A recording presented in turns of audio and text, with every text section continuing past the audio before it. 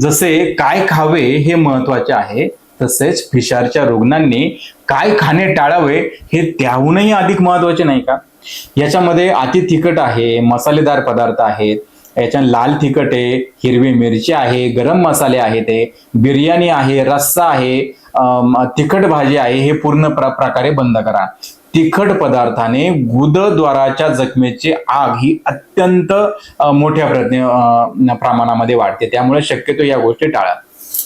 त्याचबरोबर मैदा आहे, bakery products आहेत, याच्यामध्ये ब्रेड येतो, बटर येतं, बिस्किट येतं, नूडल्स येतो, बर्गर, केक, खारी पिझ्झा, आईस्क्रीम, सँडविच, खारी टोस्ट, हे पदार्थ आतड्यामध्ये जाऊन चिटकतात आणि त्याने मलावष्टंभ तयार होतो, पोट साफ होत नाही, मल कडक होतो, त्याच्यामुळे तक्रार वाढते.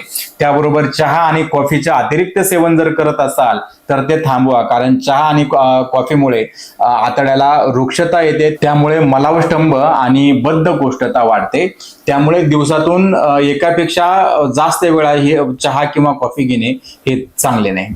उन्हाळ्यात शक्यतो ताक टाळा. मूळव्याधाच्या रुग्णांसाठी ताक जरी अमृत मानले असले तरी फिशरच्या रुग्णांनी किंवा शरीरामध्ये ज्यांच्या शरीरामध्ये अत्यंत मोठ्या प्रमाणामध्ये उष्णता निर्माण होत असेल किंवा उष्णता वाढली असेल तर त्यांनी शक्यतो ताक टाळावे. ताक हे नैसर्गिक रित्या थोडेसे आम्ल आणि उष्ण गुणधर्माचे असल्यामुळे मल कडक होऊन त्रास वाढू शकतो, फिशरच्या जखमेची आग वाढवू शकते. आणि ही गोष्ट सगळ्यात महत्वाचं म्हणजे लक्षात ठेवा, कारण बऱ्याच जणांनी फिशरला मूळव्याध समजत असतात आणि मूळव्याधासाठी ताक चांगले म्हणून ताक पित असतात, पण अशा अवस्थेमध्ये या तक्रारी वाढतात.